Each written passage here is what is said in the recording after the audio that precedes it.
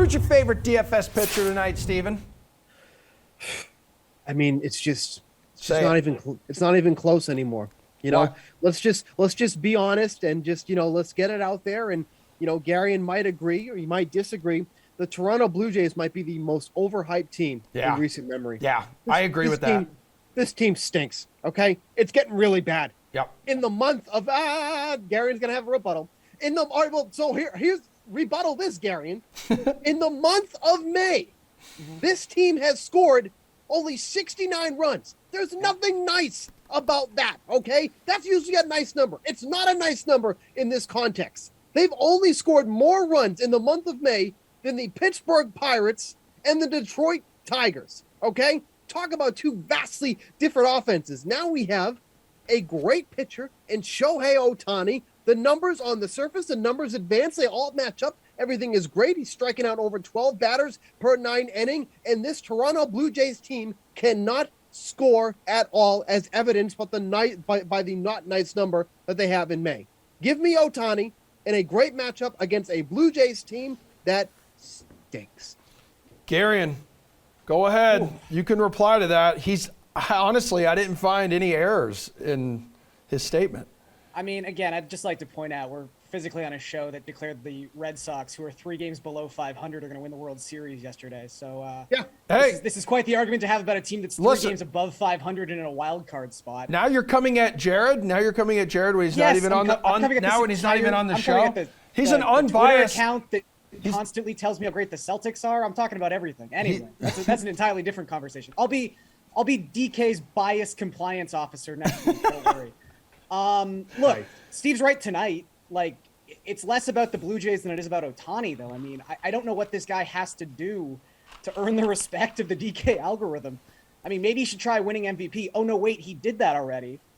Why is he consistently priced under 9K when he's a pitcher? It must just be some weird quirk that they can't figure out. But this is someone who comes into this game in the top 5 among all pitchers who have thrown 30 innings in both strikeout rate at 34% and FIP at 2.15. He has been masterful as a pitcher, and yet he's $8,700. And yes, the Blue Jays have not scored runs for the entirety of the month of May.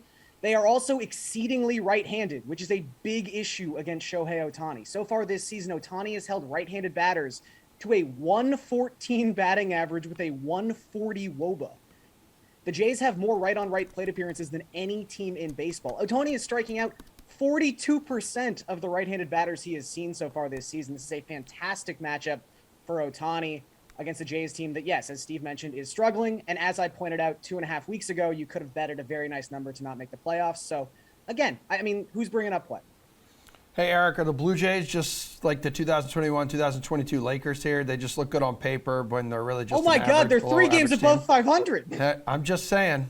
Considering the preseason expectations. That's not a good argument. Like, that's not an argument you should be proud of, that they're 3 games over 500. That's the run differential didn't get them into the play. I'm not doing this. Go ahead, Erik. Well, they're at least led by like a 22-year-old, not a 52-year-old. So that should help their odds of staying, decent 3 games over 500 down the stretch. I'm not as worried there, although I do still think Ohtani is a fine choice tonight. If you want to save even more money, either alongside Ohtani or instead of him, I like German Marquez, just 6,200. It's been an ugly season for Marquez, 6.14 ERA, but of his 8 starts so far this season, 6 have come at Coors Field, 1 came at Citizens Bank Park in Philadelphia. This one comes in Washington, not a particularly scary place. Marquez, his ERA estimators too have been considerably better, 4.59 FIP. And then XFIP and Sierra are both in the mid to high 3s. So there's some metrics that say he's basically fine. He doesn't strike out a lot of guys, but he's not walking anybody, and he's still keeping the ball on the ground. He's facing a Nationals team that ranks 6th worst by Team WRC+, even below teams like the Blue Jays. So if you get an offense that's even worse than the Blue Jays here, who knew there was such thing? I think you got to be pretty excited when a pitcher comes this cheap. Not something you're too excited about, but when you're paying this kind of price tag, all you need is to not get blown up. I don't think the Nationals are going to blow up many pitchers right now.